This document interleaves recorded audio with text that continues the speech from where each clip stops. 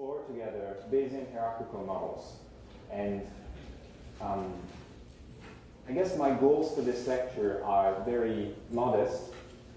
All I want to do is to give you the key terminology and knowledge and resources so that you can think about this approach and this way of dealing with models and data and doing parameter inference for your research. And so we'll cover the basics of Bayesian hierarchical models, the terminology, representation, advantages. Then I'll give you a taste of what sort of techniques you can use to do parameter inference, to deal with big data sets, what sort of software I like and I recommend you use, and also a couple of recent astronomical applications, depending on how good we are with time. And finally, I think that's a very exciting topic. It's the connection to machine learning. This is not a machine learning lecture, obviously. I will not give you the details of how you use machine learning for your research, but I do want to draw your attention on some recent developments that are extremely exciting. And you will see that Bayesian hierarchical models are somehow responsible for some of the excitement around deep learning and artificial intelligence that's going on this year.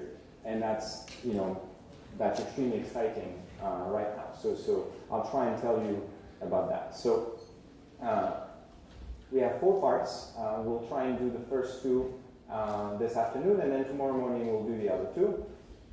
The second part, so tomorrow morning is going to be based on a notebook, which I'll give you the link, and you're free to just follow what I say on the screen and just look at the slides, but you also have the option to download and run these examples and visualize for yourself for those 2 parts, especially the parameter inference part. We're not going to do the machine learning in notebook, but it's sort of interesting. That's just a more detailed summary, but I'm just going to skip that. So this is what I want you to take away at the end of this lecture is being able to look at this sort of diagram and really understand what this means. Why is this a bunch of boxes? What do the boxes mean? Why is there nodes, and why are those 2 in gray, and all those connections, what do they mean? And how do I use data and use this model to learn something about the universe, and how you can critically look at those models. So this is, this was an ultimate model of the universe that David Hogg wrote. It's impractical. You cannot use that model on data, but it's a good start. It gives you an idea of how far you can push hierarchical models. Anyway, you're free to look at this in your free time if you're interested. So, why do we care? Why are we even discussing hierarchical models? Well, in modern astronomy, we have very large data sets. They're complicated because of noise, selection effects, heterogeneities, incompleteness, very nasty data sets. We also have physical models, and that's unlike many problems in industry, say Google or Facebook. They often don't have physical models. We do. We have physical models with parameters that make sense, and sometimes we have millions of parameters. Say we measure 1 million stars, and we have 1 million parameters because we have 1 parameter per star. And many of them are not directly observed. We don't observe the mass of the star. All we observe is the light. How do you actually try and extract information about the mass in a fully realistic way? And also, as a corollary, there's complicated interdependencies between parameters. You also have prior beliefs, knowledge about what those connections are and what the parameters might be. And also all the information that the data can bring. There's things that your data cannot tell you about. So, and all we want to do is put those together and test and compare models of the universe, of stars, of galaxies, and understand our data better. And this is often something people underappreciate. Understanding your data better is very useful. It's not always about just trying to understand the universe. It's often understanding our data, and those 2 things are connected, obviously. So, big data in astronomy is sort of an understatement. We now have, millions to trillions of data points, and those can be images, pixels, objects, time series. And, I've given you a few examples here that I've worked with. So Gaia, Gaia is delivering billions of stars. Not all of them are usable right now, but they will be very soon. And those have noisy photometry, parallax, proper motion measurements, and we want to use them. It's a huge data set, and we can probably learn a lot about the Milky Way using Gaia. SDSS is obviously an extremely useful data set. It's proven to be one of the most successful astronomical missions. And that was millions of galaxies and billions of detections in general. And there's lots of extra programs that give you spectroscopic information. Planck, which is a cosmic microwave background experiment, is also millions to billions of pixels, and the way you use them is very subtle in order to really constrain cosmological models. LSST is just a completely different game. And those numbers are just insane, so I'm just not going to discuss them. But this is the sort of regime we operate with now. So before I go into the details before we start discussing hierarchical models, I want to do a very quick poll. So first of all, raise your hand if you study probabilities. Most people. Statistics. Have you studied statistics? We're not going to use a lot of statistics in this talk, but the two are related. And obviously you've had very good lectures this week about some more advanced statistical topics. So we're not going to do too much of that. Now, what about Bayes' theorem? Have you applied Bayes' theorem to a problem? That's fewer. Using MCMC? Those two sets should be overlapping, but whatever. We'll see about that. That's not a very important question, but have you used Python? Raise your hand if you've used Python. Okay, so a lot of people. So again, what I said earlier, some of what I say is going to be in the notebook, which you can run or follow here. And there's a few exercises that you can do as well, so you should think about that. And now the last question is using machine learning, and I don't specifically mean deep machine learning, just machine learning in general. Raise your hand if you've used machine learning. Yeah, a few of you. Okay, none of those are required. Well, maybe probabilities are required, but many of you have studied that, so we're gonna be fine. Okay, let's first think about doing data analysis with Bayes' theorem. Let's just do a very simple, trivial example. So I'd like to, learn about the probability, my probability of catching a cold, given a few parameters. And I've just put a few things there which I think might affect this probability. So the fact that I might or might not catch a cold. And one of them could be a general index of my health. It's a number, it's an integer between 1 and 5 that just says how healthy I am. That's one parameter which I could use. Then, whether there is a sick colleague, whether one of my colleagues is sick right now and has a cold. As you can guess, this increases my probability of catching a cold because he has one. So that's just a Boolean. Then, the temperature, that could be the temperature in the room or the temperature in the city. And that's just, I'm being generous. It's a number between minus 100 and 100. And, whether it rains or not. Now, as you can see, I've made very strong choices there, right? I've just collected 4 very stupid parameters, which I think might, affect my probability of catching a cold. And this is basically the name of the game in Bayesian modeling and hierarchical models. Stating your assumptions, trying to understand, listing all of the parameters that might affect the outcomes and the data you observe. And this is really crucial. And you can see it's a mixture of continuous and discrete random variables. Potentially they're interdependent. Some of those are correlated, obviously. If it rains and it's really cold, then probably my colleagues are going to be sick and I'll catch a cold. It's the sort of thing we want to capture. So let's just do a very quick reminder of the laws of probabilities, and that's really just to refresh our minds. So probabilities are positive. You can also take their complement. So if I'm interested in the probability of the opposite of an event, it's just 1 minus that event. So the probability of catching a cold is a number between 0 and 1. The probability of not catching the cold is just 1 minus that number, right? You can also multiply probabilities. And when you do that, you're basically doing an AND operation. You're doing an intersection. So the probability of the intersection of two events, A and B, is, well, actually, it is a product. You can see there's a conditional here.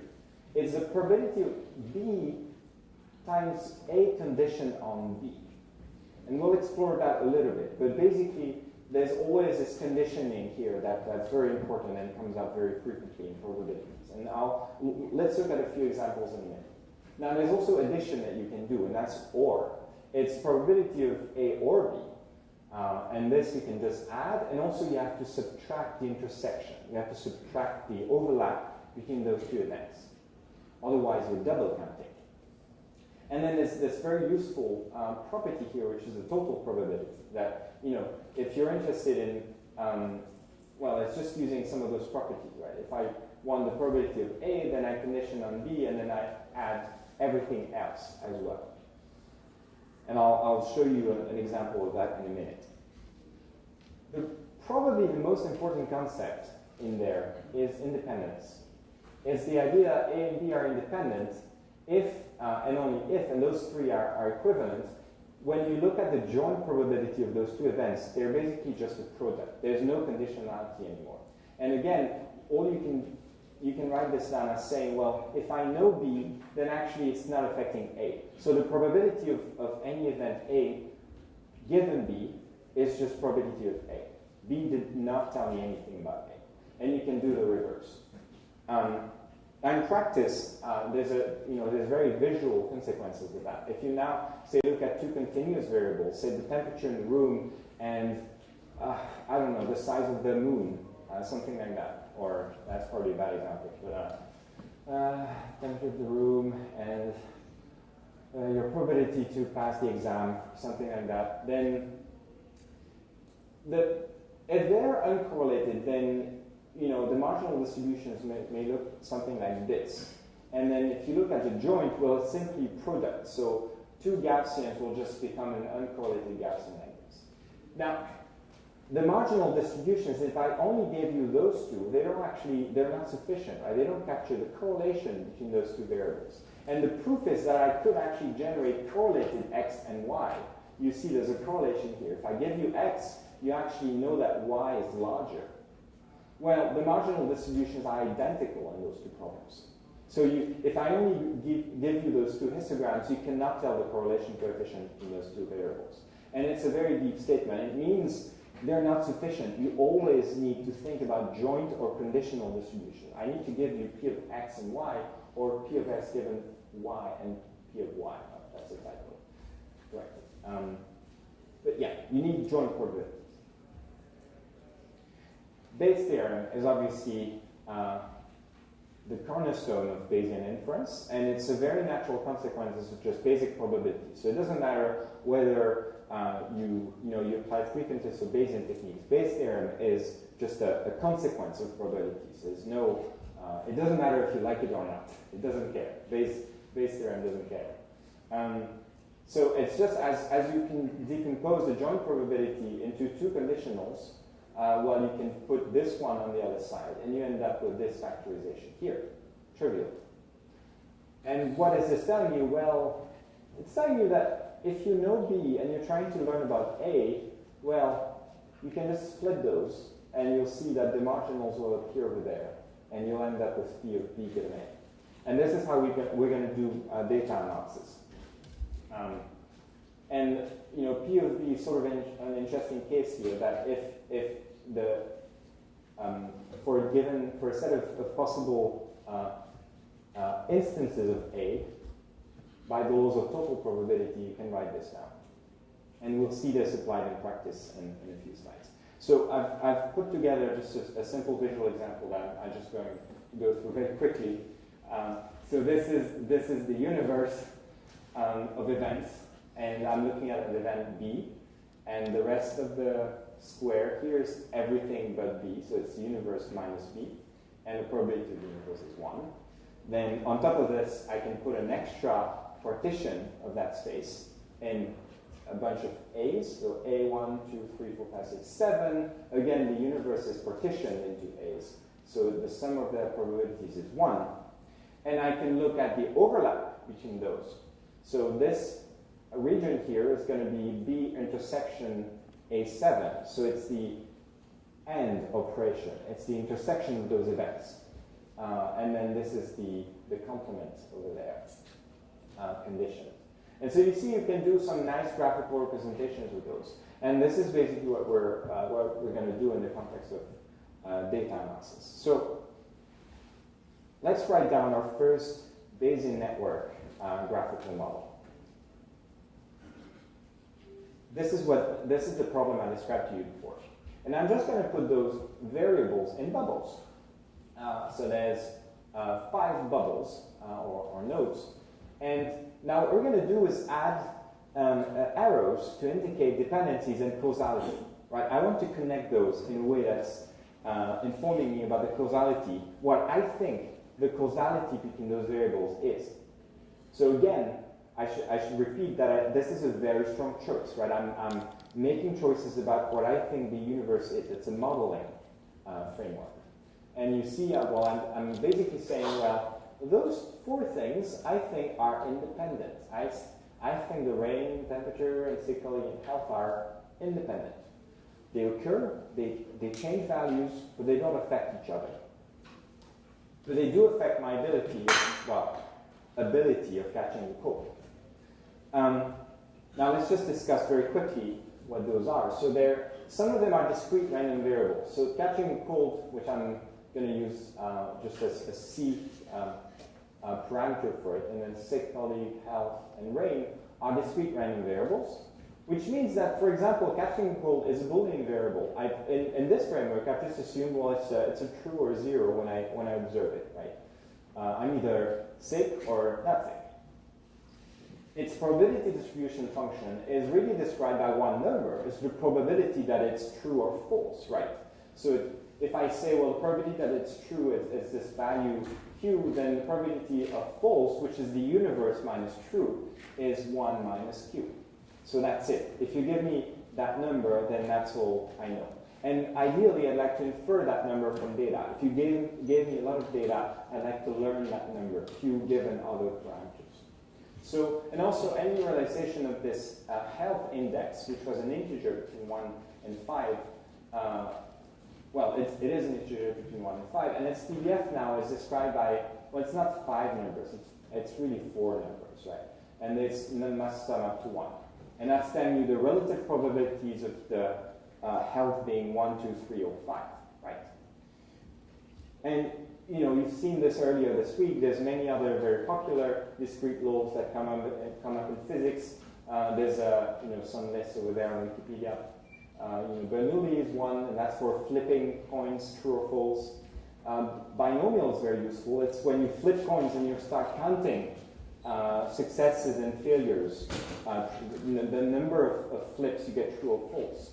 That's a binomial. And then, Poisson is sort of a more complicated, but it's very useful. It's number of events when you have exponential distributions in an interval. So it's probably a little bit of a quick explanation there, but it's a very powerful modeling. Now, remember I've connected health to catching a cold with an arrow, right? So I'm basically saying catching a cold depends on health. Fine. But there's actually some crucial information missing. Remember I said, well, this is only one number that I need, and this is a multinomial, so it's only 4 numbers. But there's some really crucial stuff that's missing there. It's the correlation.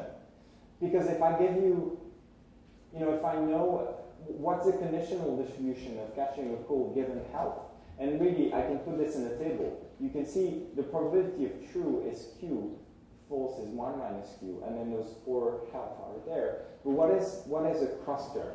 In other words, we're doing exactly what I showed earlier. I'm showing you these two, but I'm not showing you what's inside there. What's the correlation? What's the conditional information there? And this is crucially what we need when we do Bayesian modeling.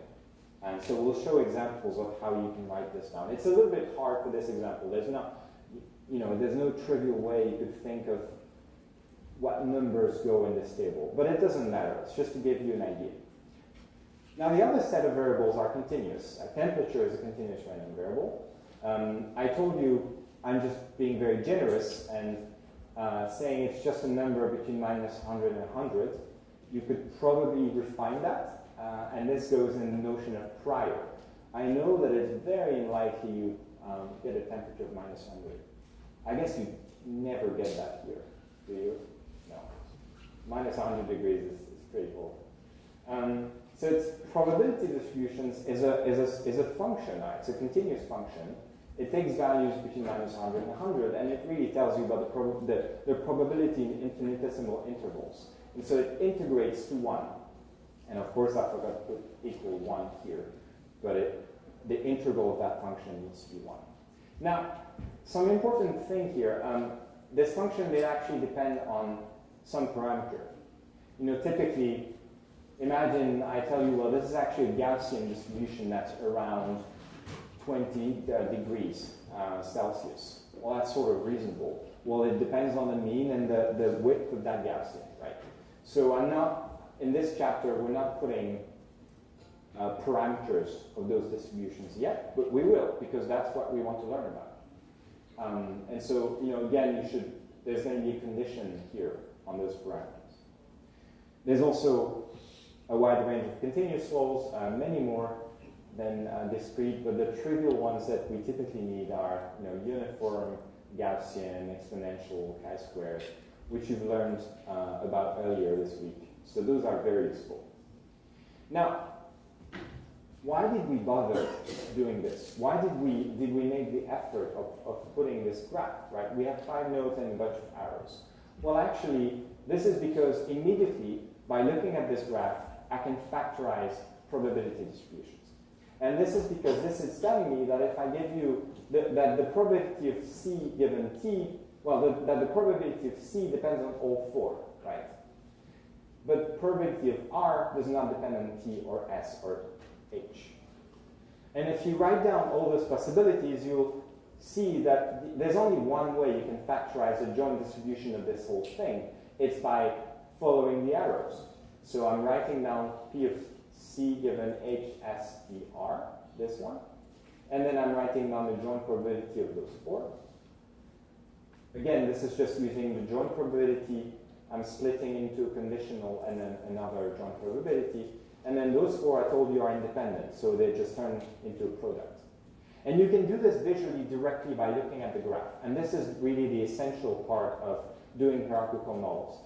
If I give you a graph, I'm basically telling you about those laws and those dependencies. So it's extremely useful. Now, I was suspecting some of you might raise their hands and object to this model. So I'm glad you didn't do that. But obviously, temperature and rain and those things depend on each other, right? This is a very stupid model. And so you might actually have extra nodes there. If my job is very stressful, well, I'll be very unhappy, and then my colleagues will be sick, and etc. And also the general weather will affect some of those things. And so we've made some choices here about the parameters, the dependencies, the causality. And so really by writing a graphical model and also writing its conditional probability distributions, we make very strong modeling choices. And this is the name of the game. This is why we're doing this in the first place. And again, we can play that game. If you look at this graph, you should immediately be able to write those down. And you can do this as an exercise if you like. And again, you get a part of what we had before, and then you get those extra dependencies here. So there's now a group here and a group over there. You can do this as an exercise if you want. Now there's a property here which is sort of interesting. It's this notion of conditional independence. That which one is it? This one, sick colleague. So what is the probability of having a sick colleague given that I know everything about the job and the health? Well, those two are not connected. They're connected via job. So actually S only depends on J, not H.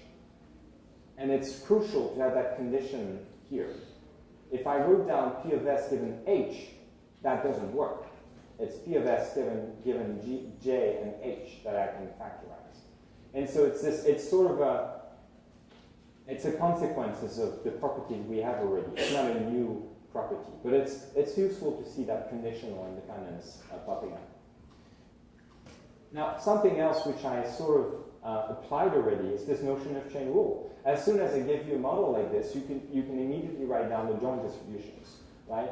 You just follow the arrows. So the probability of this whole thing, well, it's going to be P of E given DF, then P of B given CD, P of A alone, then P of D given C, P of F given E. And that sort of works. You just connect the arrows. You want the groups together. So we can write joint probability distributions. And actually, we can also write Bayes' theorem, which is what we're going to do in a minute. Because again, Bayes' theorem is just, again, it is a form of joint probability distribution. And again, this is strongly dependent on the causal independence or dependence of those variables. Now let's take a second to recover from that and discuss Bayesian data analysis. Why are those properties even useful? And why do we care about Bayesian data analysis in the first place? So if I give you some data, what you would like to do is, first of all, write down a model of stars, galaxies, the universe, something. You write down a model. You want to interpret that model. So you're going to write down those notes and interpret the causality, the parameters, what do they mean, what values can they take, how do they depend on each other, what is their graphical representation. And then the next step, which we're going to discuss, is how you actually set priors. How you actually say, well, I know that parameter is only contained in some range, and probably is more likely to be high values than low values. So this is part of prior beliefs. And then what you want is posterior beliefs. After I looked at my data, with those prior beliefs in mind, what do I infer about the parameters of my model? This is a posterior belief. And again, the last thing, which we're not going to cover during those lectures because it's very difficult and it's probably, we could be speaking about this for 10 hours. It's this idea of comparing models in a Bayesian way. That's hard. So we're not going to cover this. So this is Bayes' theorem applied to data analysis in general. So I want the probability of, well, first of all, I describe what PD and M mean. So first of all, I have a bunch of parameters of interest. And those could be the mean temperature of something, the mass of a star, the expansion rate of the universe, the fundamental parameters of cosmology or something. They're parameters. They can be continuous, discrete. They parameterize laws of physics. So I want to constrain those parameters under some data. And typically, any data set is just going to boil down to a huge array of numbers, right? Some form of big array of numbers. And I'm also considering a specific model. And those two, P and M, depend on each other, right?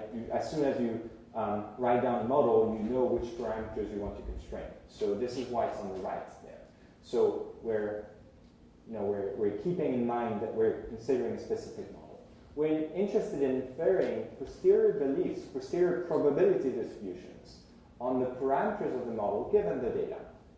We apply Bayes' theorem, and we're going to have the probability of the data given the parameters times the probability of the parameters divided by the weird term here, which is the probability of the data. What is the probability of the data?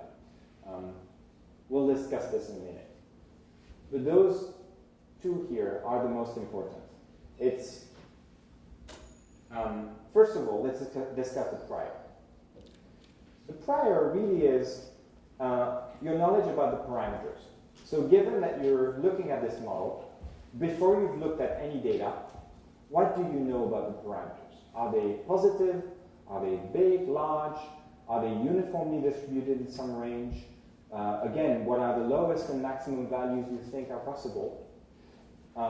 And those might take a lot of different forms. Sometimes you know a lot, well, that parameters is between -1.5 and 2.3. Or sometimes you don't know anything. You don't even know the scale of that parameter. It might be 10 to the minus 5 or 10 to the power of 15. There are priors for that. Now, those priors may come from theory, previous data, or intuition, or other things. So theory means, well, trying to find an example of that. Theory. Well, neutrino masses. We know there's a lower bound that's sort of coming from a mixed theory and experimental result. And this is actually a pretty interesting prior. What's the rather theoretical priors? Well, lower bounds and higher bounds on parameters are often from theory. You'd think there's masses for stars that are just not feasible, so you don't include them. Now, previous data is interesting. You might actually think that you could use your previous data set, the constraints of the posterior probability from a previous data set is now becoming a prior. It goes over there, and then you've got new data in the likelihood, and you're going to derive a new posterior distribution. This works. You can do that. This is what people do very often in cosmology. But it's also, there's points where you might not want to do that because you want your data sets to tell you orthogonal, bring you new information. But there's lots to discuss about priors. And your intuition might be very useful there. Now, I'm sure many of you are already bugged by this idea of prior. How am I supposed to come up with priors? And there's many situations where you just don't know what to do. What is reasonable? Should I take a uniform? Should I take a log uniform? Should I take a Gaussian? What if this impacts my results? And yes, it might impact the results. And this is a very tricky discussion, and this is something that you should ask me about if you're interested to discuss this. You should ask at the end of this lecture, and we can discuss it. It's a very interesting thing. But I should point out that even if you think you don't have priors, you do. You cannot avoid having priors. If you don't state your priors, it means they're uniform. And don't think that a uniform prior does not have an effect. There's lots of applications where it has physical consequences. It impacts other parameters in non-uniform ways. And there's actually cases where what you would call a non-informative prior, a prior that doesn't impact the parameters that much, is not uniform. And there's lots of examples on this. And again, it depends on whether you know something about the scale or the bound on parameters and lots of other factors. So even weak and what you call uninformative priors matter. And again, it doesn't matter if you think you don't need priors. You have some. And what I'd like you to remember and take away from those lectures is that you should always think about them and state them, because it's very important. If you don't do it, someone else will do it for you. Your narcissist will do it for you, and that's not something you want. And so I've put some results here, some examples that are sort of trivial. Now, the likelihood function is really where your data is. This is where the information is. It's a probability of observing the data you've collected under that model and a specific set of parameters. And so it's interesting because the correct way of looking at the likelihood is to think of it as a forward modeling process. If I gave you a model of the universe and all its parameters, how would you generate the data from a telescope? With noise. And the noise usually tells you about the probability and how this law is going to evolve. And it's really thinking about a mechanism in which you can forward model your data. And for example, if my model of the universe predicts a galaxy at this exact location, and you observe that galaxy with a bit of noise, all you need to do is to add a Gaussian noise likelihood in there. Of course, it's much more complicated than that, but it's an interesting thing to think about. And again, this does not have prior beliefs. You don't put priors about the parameters in there. It does have the model, but it doesn't contain information, the things that you know about how the parameters are, what the probabilities of the parameters are. It's for a fixed set of parameters under a model. And finally, what you're going to do is infer something about the parameters given the data. And so it's really a joint probability distributions on your n parameters of interest. So if I've got theta 1, theta, blah, blah, blah, n, what I want to do is deliver a number that is the probability of theta 1 taking a value, etc., theta n taking value, given my data in my model. This is what I care about. The final part is a number, the evidence, or the fully marginalized likelihood. It is a number that normalizes those two terms. So, this is a function of the parameters. This is a function of parameters. This is a function of parameters. It is not. So those two things define a distribution. They have shape. It's a function in 1 or n dimensions. And that's just a number that normalizes that function to 1, because this is a probability. And so the probability of the data given the model is just the integral of your posterior distribution here. So it's the integral of the likelihood. Did I get this right? No, that's wrong. No, I guess that's fine. Yeah. So it's the integral of the likelihood times the price. So this is really saying, under that model, under my model of the universe, if I now consider all the combinations of parameters that are possible in my prior, what is the probability of observing my data? And so you have to integrate, cover the entire space of parameters of that model. And this is why it's hard to evaluate. This is a very hard integral to compute, even for simple trivial problems. And that's because it depends on the tails of distributions, it depends on lots of things, and it's very tricky. So this is why we're not going to be discussing it too much. But really, it's important if you consider different models, because again, different models might predict your data more or less well. If I give you a really good model of the universe, that probability will be high. If I give you a really bad model, then even if you cover the entire space of parameters, it's going to be very hard to predict the data. And so that number will be low. And by comparing those two numbers for two models, you actually can say something about which one is better. And this is this idea of model comparison. So let's do Bayes' theorem in graphs now.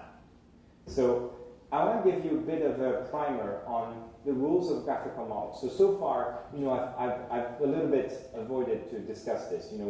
I told you with nodes and connections and stuff, but there's a very strict set of rules, or strict-ish set of rules for writing those graphs for probabilistic models. First of all, fixed parameters, things you don't touch, things you don't vary during your analysis. They're fixed to a value, to a real number, a Boolean or something. They have a nut, they have a dot like this. So my model is fixed there, right? It's something I don't touch.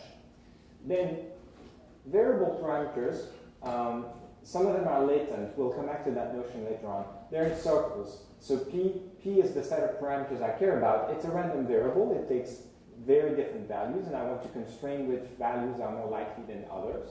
So it's got a circle there. And then observed parameters, which are also random variables, but I've observed them, have a shaded type. But sometimes they have double circles as well. So this is my data. So my data is something, it's a random variable that I observed. My parameters is a random variable that I'm going to constrain. And my model is something that I've fixed. And arrows indicate rank dependence. And really, what's really crucial here is thinking about what parameters you want to learn about. What do you observe? What is your data? What are the things that you can vary, not vary? And where are the arrows? Where are the connections? Now, if we go back to that model I showed you earlier, it doesn't mean much, but it's a good example. Now, say I observe D and F, I fix A and B, and the parameters of interest here are C and E. So I want to learn about C and E, their probability distributions, given a bunch of observations of D and F, and fixing A and B to some number. Well, I can use Bayes' theorem, so probability of my parameters given my data and model, P of C and E given the FAB. I can use a chain rule. So C only depends on what? C depends, how am I going to do this? So I fix A and B, and C affects D. So, where is it? So there's P of C given AB that appears here. Then D given C and E, and I forgot B, obviously, is over there. Then P of E, A, B, and F of B. And again, all I've done here is follow the arrows and written down the conditional distributions of that graph. You could do it brute force, right? You could literally write down the full thing, and then one by one, you'd look at a pair variable, and you'd think, do they depend on each other? No, they're independent, so I can transform the one distribution into a product. Then if I can't, they become conditional distributions. But again, the faster way of doing it is looking at the graph and looking at where the arrows are and writing those conditional distributions directly. And this is something you can practice. You should practice if you work with those models. And it's really crucial that all we need to fully understand this model, the essential information in this model is contained in the conditional distributions. Sorry. Yes. I don't. Very nice question. I don't understand why you separate the data to two datasets, or the data you use DF. Yeah. What's the difference between D and F? Yeah. Why you use two circles to? I should. Yeah. So this could be a model for, we're going to look at real models, but those are two physically different quantities. So this could be the spectrum, say this is the model of a star, and this is the variability of a star that I've observed, and this is the spectrum of a star. Well, those are actually correlated, but what can I do? This would be the position of the star, and this would be its spectrum. Yeah, they're different parameters. They're different observed parameters, variables. And you can see the position. The star could be anywhere, and it could affect its spectrum, but it will only affect its spectrum via something else. It's not the position that affects the spectrum of the star. It's probably the physics that's going on, and this might depend on position, but it's a different process. So those are different physical things that we've observed.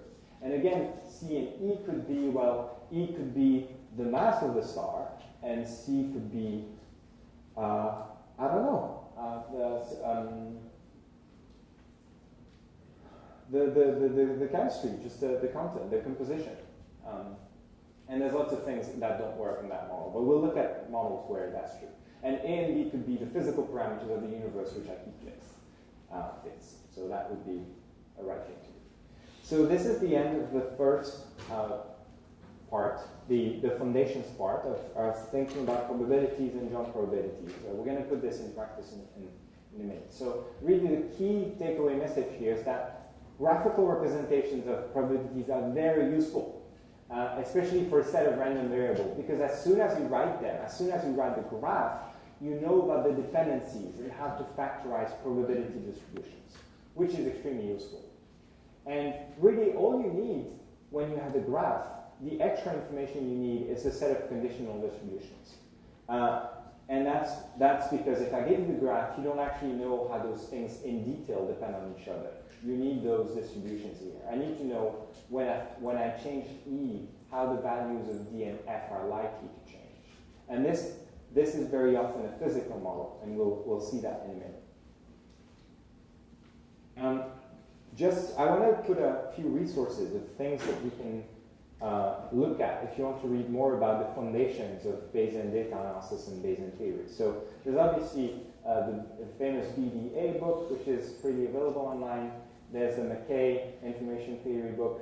There's one that's extremely good if you have to do this in more advanced contexts. It's this probabilistic graphical model. Many of the things we discussed are in there in much more detail, but it's expensive.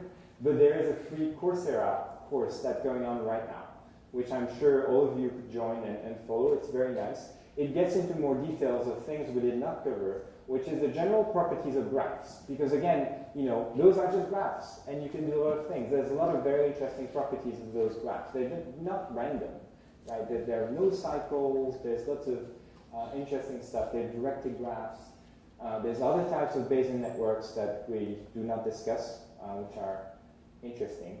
And something else we did not discuss is the details of really the joint and conditional PDFs. And that's, we'll try and cover that in some of the examples we look at. Any questions so far? Yes?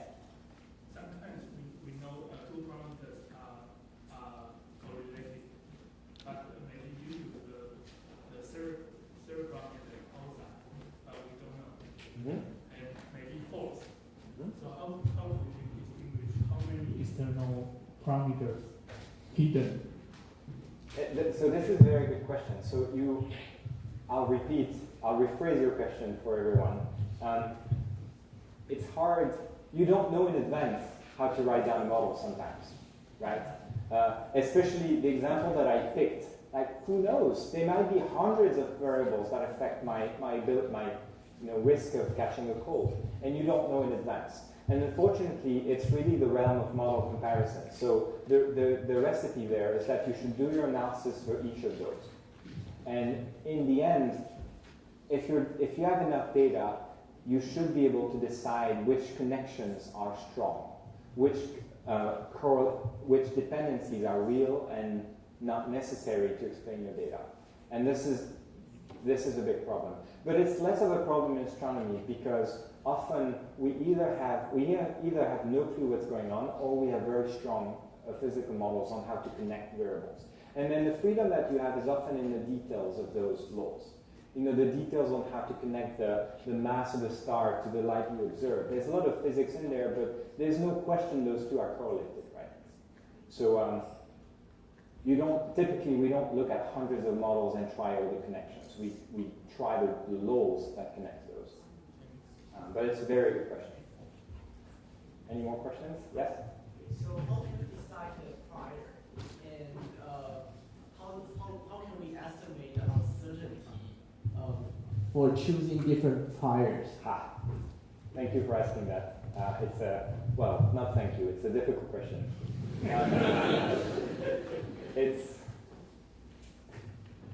So again, you have to write priors. You cannot avoid that. You can try and write priors which do not affect the results. In the best case scenario, you have enough data that the details of the prior won't make a big difference. And typically, if I have enough data, it doesn't matter if I take a uniform or a Gaussian prior or something broad or something narrow. Usually your data will tell you very quickly. And this is the maximum likelihood approach, right? The information in the likelihood might be enough that you don't have to worry too much about the prior. But unfortunately, there's many fields in astronomy, especially for state-of-the-art research, where we're looking for something new and we want to detect it, where the detection is not very obvious, and you might get quite a lot of sensitivity of your results if you pick, uniform prior in different ranges or tilted prior or something like that. There's nothing you can do. The right thing to do is to look into it, report your results, do that prior sensitivity analysis, and really report it. And if someone disagrees, they disagree, and they can look into different priors. Yes, Robert? Well, I gave an example this morning where I need to know my prior. And I went out and I took some extra data. So the example I gave of BFD this morning, I needed to know the prior, so I took an extra data set so as to determine my prior, so that I didn't have to guess what it was. So that's another case that sometimes is a different way to do it than just guessing and saying, one, I think. Yeah. And there's two ideas there. The first one is that there's different types of priors. There's theory, intuition priors, and there's stuff that's informed by your data. And of course, if you can come up with something that comes from data, it's much better, right? Now, the second point is that what Robert described is constructing a prior from the data. And this is exactly what Bayesian hierarchical models are for. The question is, can you simultaneously learn about the distribution of a set of objects and learn about their individual properties? And the idea is that I could look at individual stars in a survey, and I'd have to come up with a prior for their luminosity, right? I could do that. It's hard. I could come up with a recipe and use some of my survey to construct that prior. That's one way. The second, the really the right way of approaching that problem is to use all of your data and simultaneously construct that prior and constrain the parameter of the individual parameter, the individual stars. So what you want to do is look at all the stars at the same time, put a parameter of a star, say the luminosity, and then do apply Bayes' theorem multiple times in that model, which we're going to do in a minute. And then you are constructing a model of that distribution that informs the individual objects. And this is why, it's not always possible. There's cases where you should actually use some of your data and construct an empirical prior. But ideally, if you can use a hierarchical model and learn about construct distribution priors directly, you should do it. And so this is what we're going to cover right now. So, don't know if there's more questions on. I know priors worry you, but they worry me too. There's nothing you can do. You can do the best job you can do is really look at them critically, report your results, and use as much data as you can. And not ignore them, obviously. Okay, so let's now discuss hierarchical models, which is in part addressing those questions and those worries about priors. So, again, so far, the models that we've looked at, those two very stupid models, where, well, actually, you can see there's already 3 levels of parameters here. There's a level of stuff that's observed, there's a level of parameters that we don't know and we want to learn about, and there's a stuff that's fixed. Right. So this is not quite hierarchical, because there's only one level that we don't know. It's the middle one. Fine. But nothing prevents me from putting many more layers. And in that case, it becomes a hierarchical model. Now, there's a notation that I did not discuss so far. So if this is a set of stars, then you can sort of imagine that I'm not going to add a bubble per star. That wouldn't work.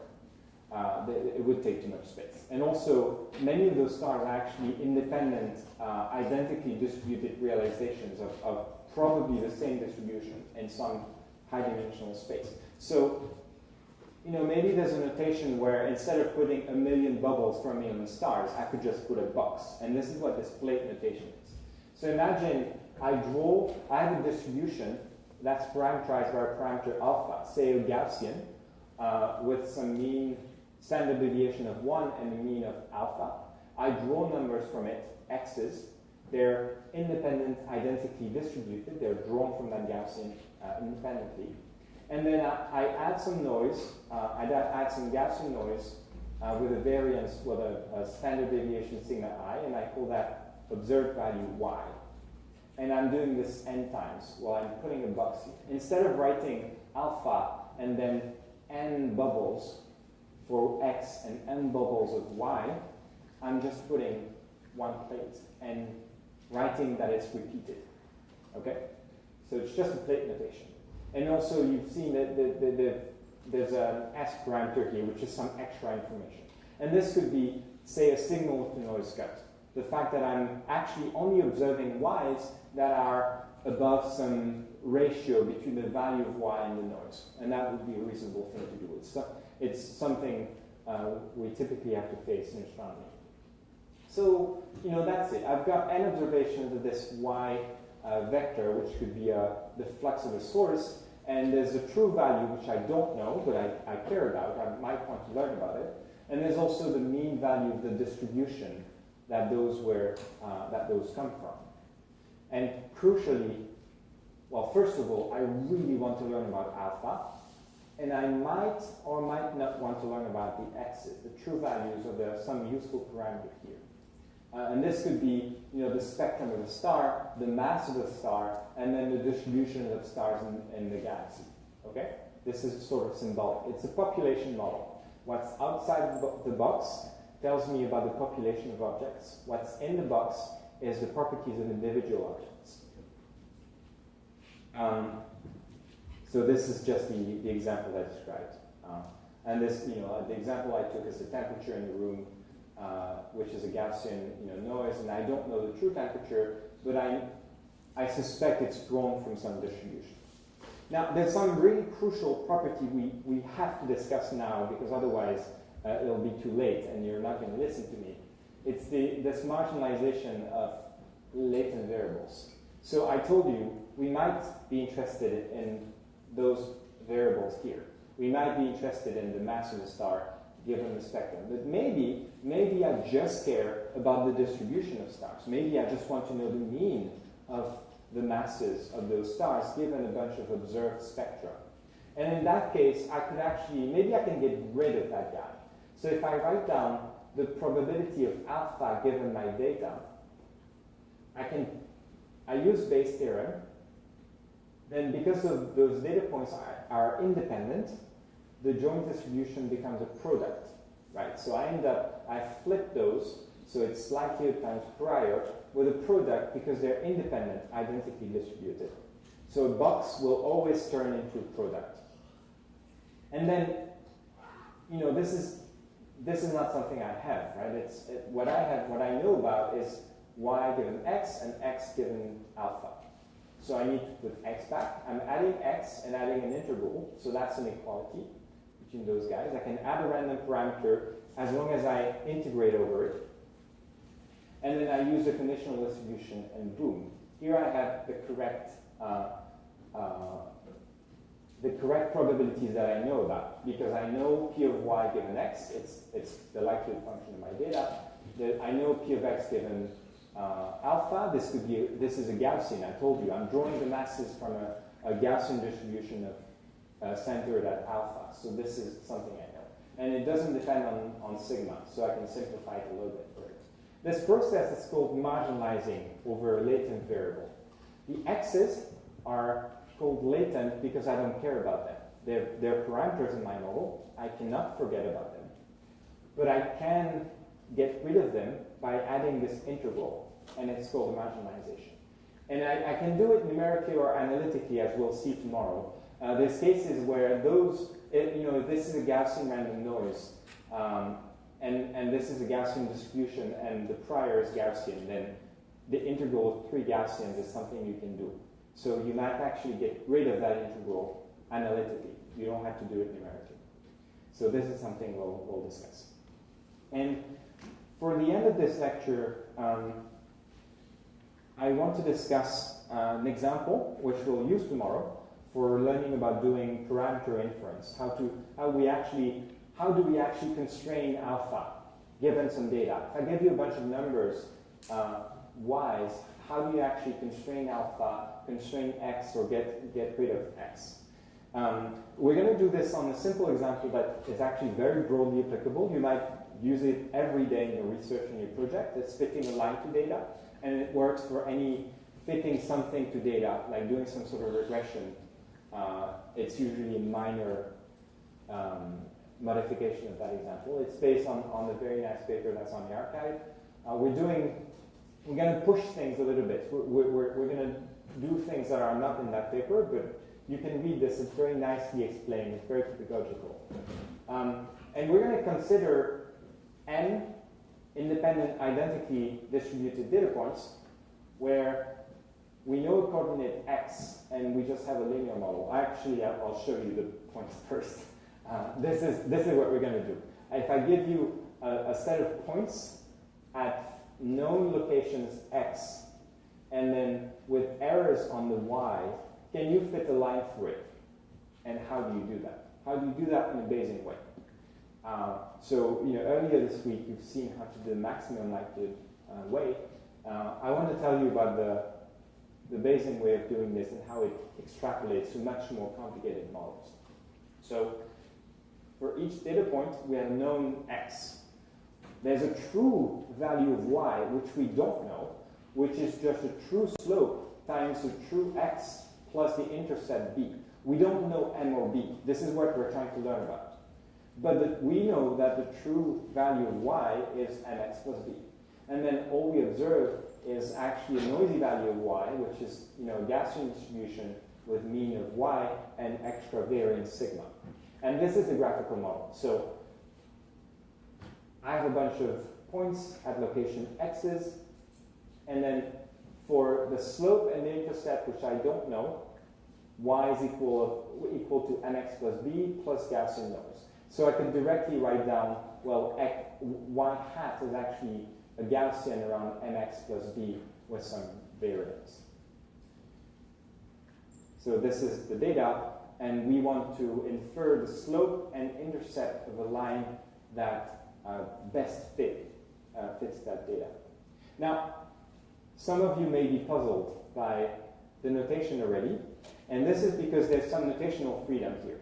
As much as there are rules for doing graphical models, and they're great. The ones using circles and bubbles and shaded circles, it's great. There is some freedom there, and the reason is you notice in my previous slide there's no bubble for y true. You could add a bubble for y true,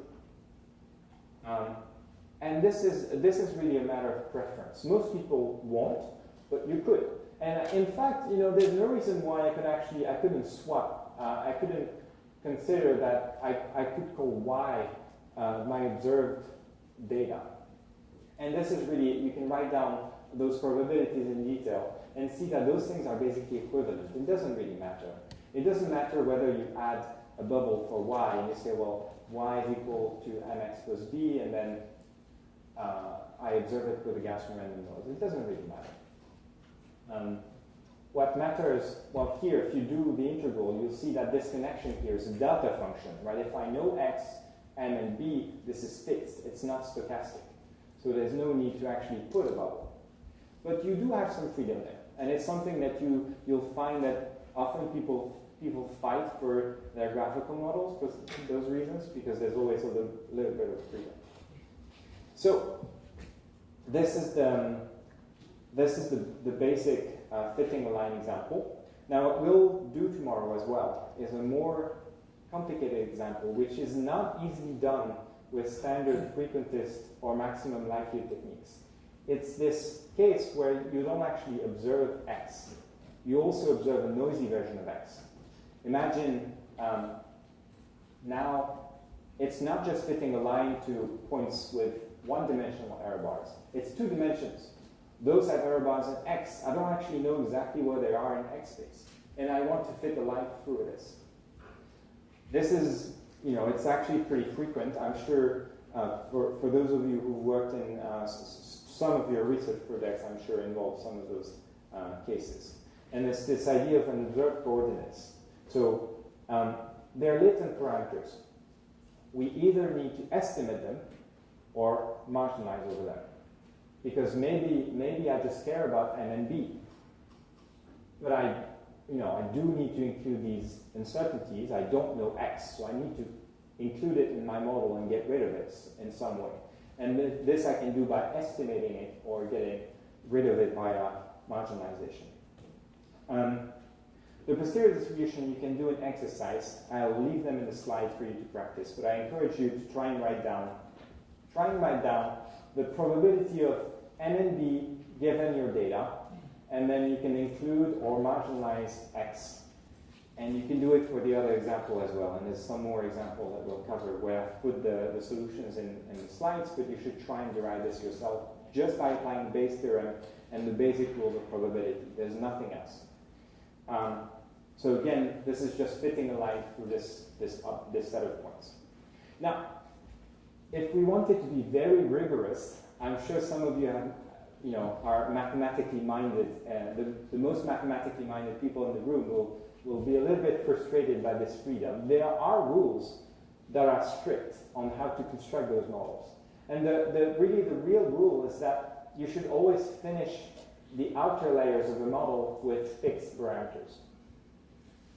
So the endpoints of the model should always be fixed parameters and data. That's it. So you should always take a fixed parameter and carry it through all the way to data.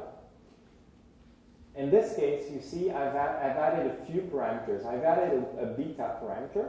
So this beta parameter is actually telling me how the x's are distributed.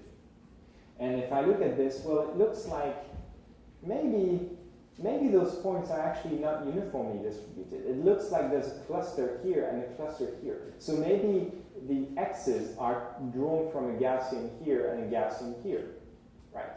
If I think that's the case, then it might actually give me better results, because I'm trying to learn about the distribution of x at the same time as the regression of y.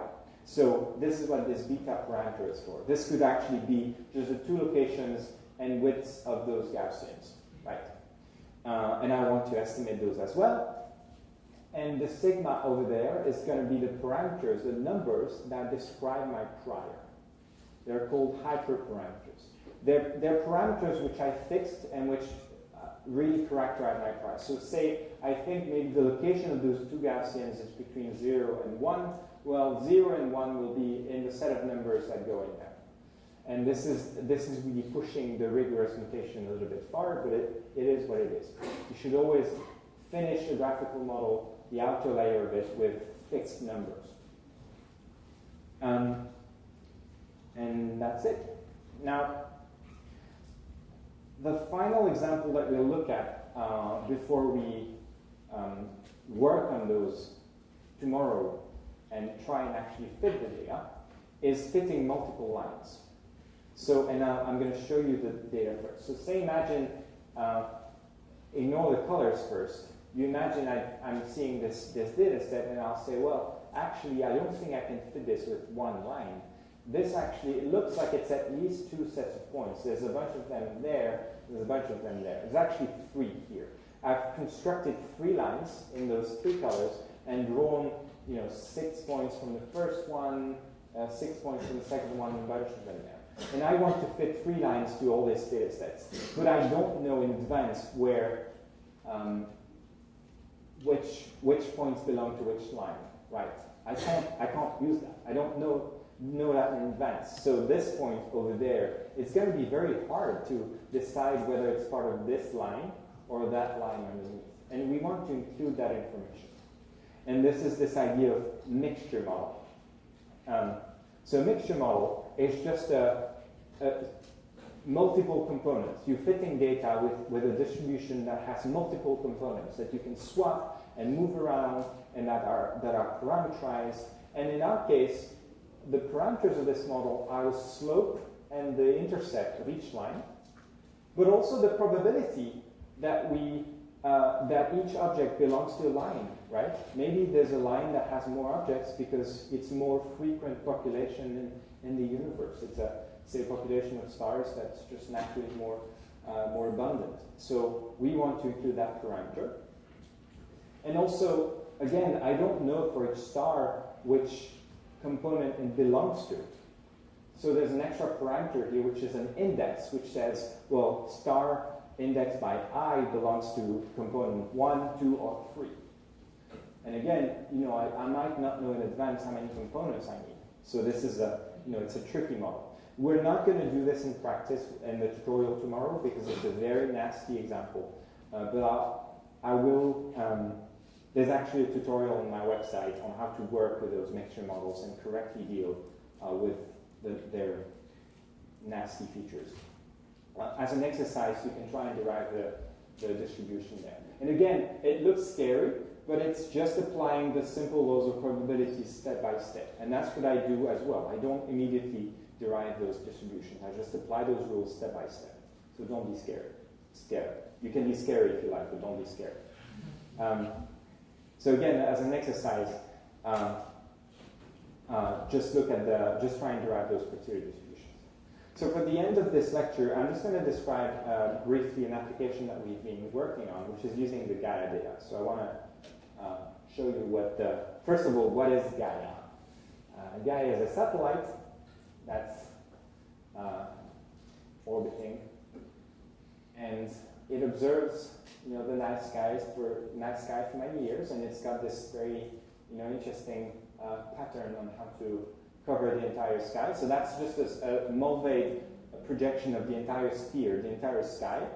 And you can see this is how Gaia looks at the sky year after year, rotation after rotation. And you can see it's showing you, the colors show you areas which are observed more often. So as you can guess, we'll be seeing more stars there because we just see more stuff. We just have less noise. And this is what Gaia saw. It's a little bit of a better picture. You can, first of all, you can see the scanning patterns, right? This is just because of the noise. If Gaia sees a location 10 times instead of 5, you just see more stars. The noise is much lower. You have more objects there. And it's actually millions of objects per square degree, so it's pretty scary. And it's giving you this nice view of the galaxy over there. So this is based on mostly 2 papers, but we've got more papers coming. So it's this idea that for Gaia, T-gas, which is a cross-matched Gaia with Tycho data, and also APAS, we actually have about 2 million objects, for which we have noisy magnitude in a V photometric band. We also have a color, which is just the difference between 2 magnitudes in 2 bands, and also parallax. And for those of you who are not sure what a parallax is, the parallax is just the effect that the movement, if I close my left and my right eye and look at my finger, this is the change of position you observe. And this is what Gaia sees as the Earth orbits the Sun. You see the positions of stars changing just because of their distance, right? And so the parallax is really telling you about the distance of an object. It is actually just 1 over distance. So if you could measure perfectly a parallax, it's really 1 over distance, the number that you've measured. So, which is great. So why are we thinking about hierarchical models at all? Well, it's because most parallaxes are very noisy. So we don't actually have good distances for many of those stars. For some of them we do, but for most it's just very bad parallax. So we can't say much about the distance. But we might actually have good magnitudes for some of those objects. And the absolute magnitude of a star is related to the apparent magnitude and distance, right? It's just the correction term depends on the distance. It's just a dimming. Stars are dimmer when they're further away. And that's by construction. This is how we define magnitudes.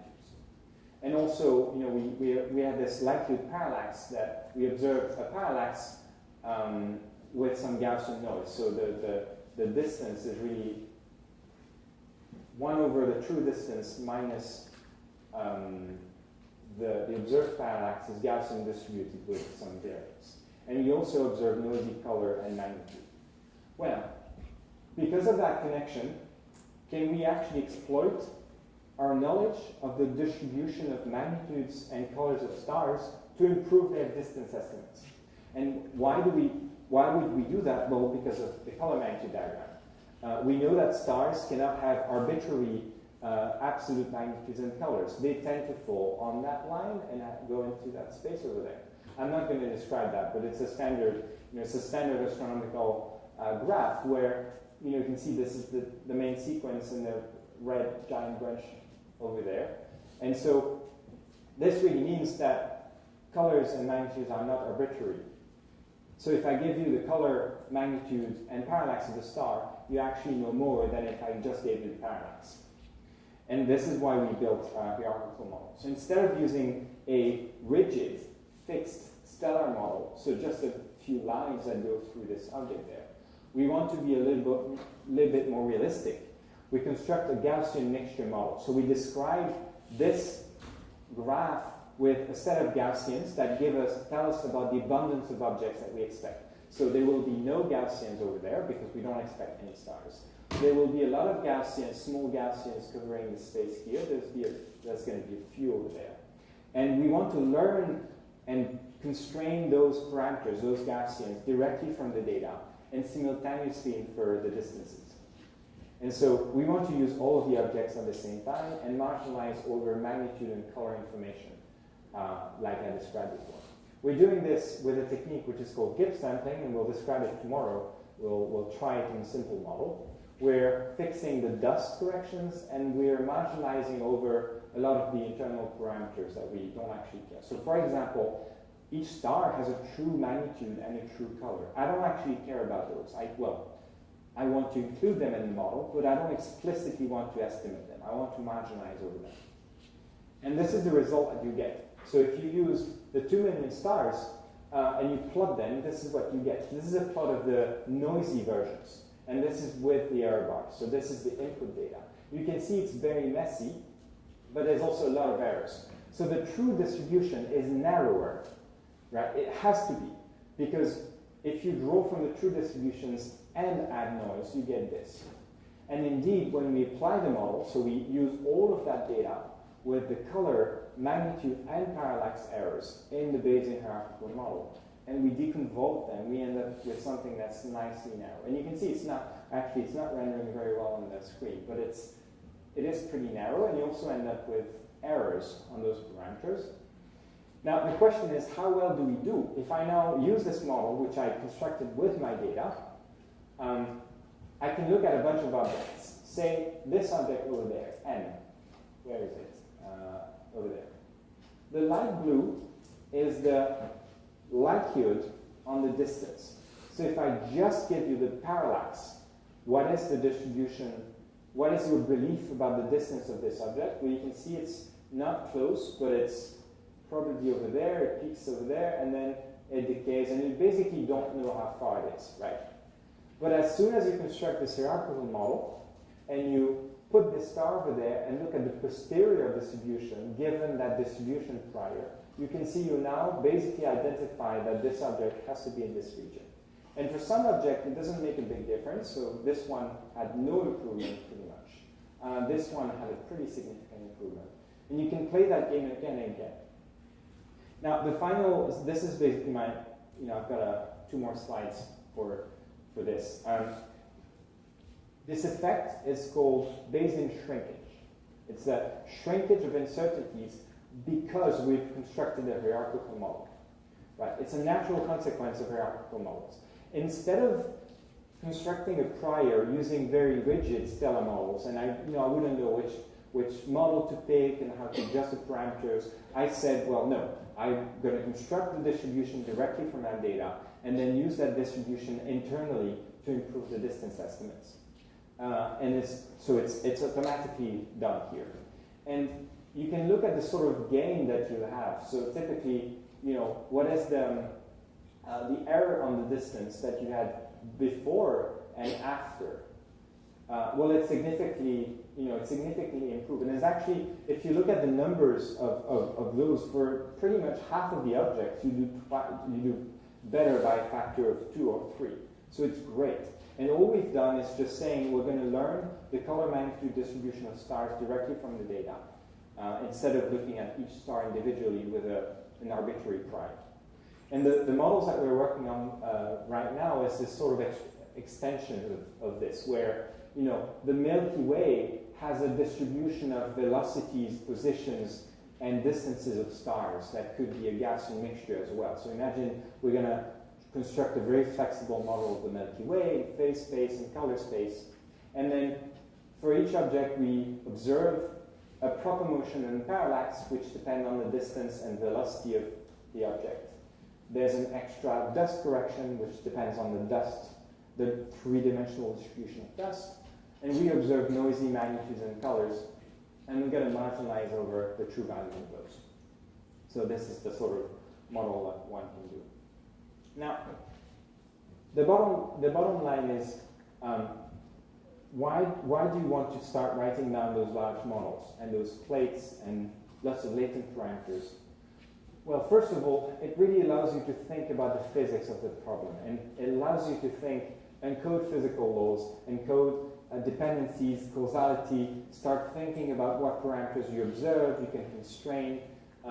It forces you to write down clear assumptions about all of your parameters and where the priors and information is. And also there's this trick of marginalization where you can still include correctly uncertainties about parameters, but you still get rid of them when you do your analysis, and that's great. Now we're gonna see that by doing that you can also exploit very generic inference methods, and that's gonna be pretty useful tomorrow. And the final point is probably the most important, this idea of Bayesian shrinkage, that if you have enough data, you can simultaneously learn about the distribution of your data and improve the individual estimates of the properties of your objects. And this is the whole point of doing this Gaia analysis. So as a homework, I'm not going to check that you do the homework tomorrow, but just think about it as a favor. So just pick a problem, pick something that you care about. It could be from your research or from climate change or politics or something. You can pick anything you like, really, and you can try and write down all the parameters that you might want to learn. Which ones are latent, which ones are observed, which ones are fixed. Then drawing the graphical representation of that model. Then try and writing the posterior distribution. So obviously the answer is not unique. Even if in physical systems, it's sometimes you have freedom on what you write. Start small and add parameters one by one. Just come and talk to me if you need help and you really want to write a model for your research. I'm very happy to help you. And if you need ideas, for example, if I give you a set of points, a cloud of points, how would you fit a set of Garrisons to it? Or how would you find sources in an image? How would you write down the Bayesian analysis of that? And so, as a final point, tomorrow's lecture is going to be based on a notebook, which I turned into slides. So you can listen to me and look at the slides here. I'll be running the Python code in real time and doing the analysis real time. But you can also download the notebook and run it yourself on your laptop at the same time. That should run fine. If it doesn't, just come and talk to me and I can make sure it runs. That's it. Any questions?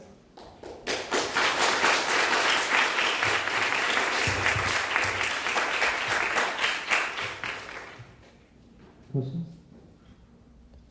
Even controversial question. Upsetting question. I just want to clarify one point about this Bayesian shrinkage from the hierarchical analysis. Is that equivalent to the deconvolution of the PDF that you mentioned, or a different concept? It's a slightly different concept. So, what you could do is take this and then deconvolve the errors, and you would fit a set of Gaussians to this problem, and then you would take this model, this set of Gaussians, and apply it to your data, right? Now, you have to be a little bit careful because we can't use the data twice. So you can't construct the model on a set of data points and then reapply it to the same data points. That doesn't work. It only works if you have a lot of data. And this is because the contributions of every one object is basically negligible. So this is called empirical base, and that's very useful. But in general, you could do that. Now the problem with the convolution is that in this case it's not easy because this is not what we observe, right? We observe, even though I'm only showing 2 error bars here, there's 3 error bars. For each point, there's a x, y, and parallax uncertainty. What I've done here is an approximation. So you can't use any trivial method of deconvolution. The difference by building a Bayesian hierarchical model is that first of all, you're doing this correctly. So you're correctly using the 3 layers of error bars. And then you're simultaneously constructing this model and improving internally, reducing the uncertainties on the individual parameters. So it's a one-step operation. Thank you.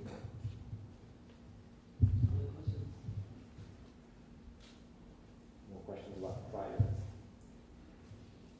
So I'm curious how a uniform prior will affect the results in non-trivial work. Can you elaborate? Yes, I actually have an example which is interesting. So neutrino masses. So we observed differences of square of masses from particle physics experiments. We think there's 3 neutrinos. So there's 3 masses, n1 through 3. You observe n1 squared minus n2 squared, n2 squared minus n3 squared, etc. Right? In cosmology, we observe the sum of the masses. So if you look at the clustering of galaxies, you can constrain the sum of the masses to be small. Fine. What you really care about is deciding whether the three neutrinos live with two massive ones and light ones, or one massive and two light ones. It turns out there's no easy prior you can write down for this problem. Whatever you write on the mass, or the square of the mass, or the difference of the square of the masses, so you can try uniform, look uniform, it's always going to have an impact on what you think about the hierarchy of neutrinos. So if you write down a uniform prior on M1 and 2 and 3, you're going to favor a normal versus inverted hierarchy. So you're going to favor two lighter versus a heavier neutrino. You just can't design a prior that's non-informative in that problem. And there's actually lots of situations where you think by picking a uniform prior, you're sort of not favoring some values of some parameters, but you actually are. And so it's important to actually look at the effect of priors. And you can actually draw parameters from your prior and see if some values are favored in other places in your model. The neutrino one is very tricky because there's lots of claims in the literature that the normal hierarchy is favored over the inverted one. And it's completely driven by what people have written for their priors, which is sort of, I'm not criticizing the task, I'm just saying it's hard. And in that case, you cannot write an informative prior. Interesting. Are there other questions? You're on fire today.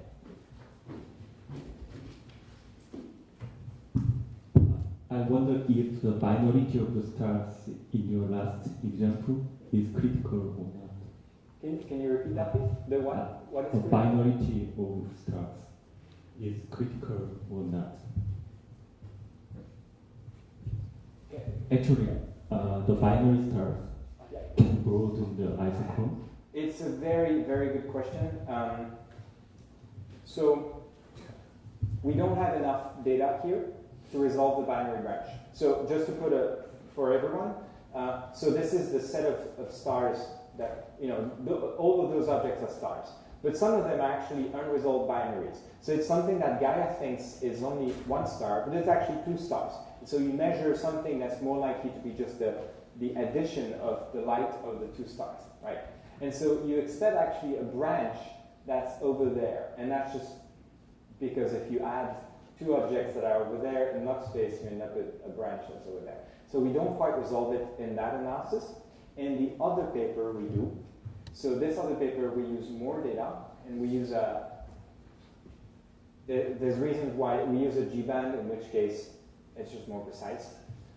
It's going to be better. It's going to be less important for future Gaia releases because it's just resolving the stars better. So we're going to have less and less unresolved binaries. But it's a good question. It's a small contribution here, so we don't care too much. But it also means that some of those distances are actually biased, right? If this one is a binary star, then the improvement that I have, the blue versus, the darker blue versus light blue, is actually not in the right direction. But that's a statistical bias we have to live with. So how do you know the binary fraction is not? It's not important. I thought many stars are. Oh, we don't see it over there. I mean, there's a bit of stuff there, but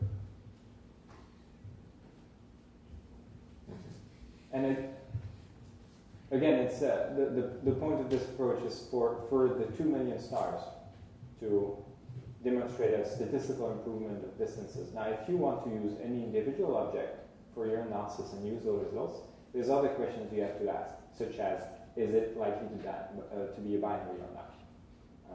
I think for I don't remember the number, but it's thought to be fairly small in the sample we use.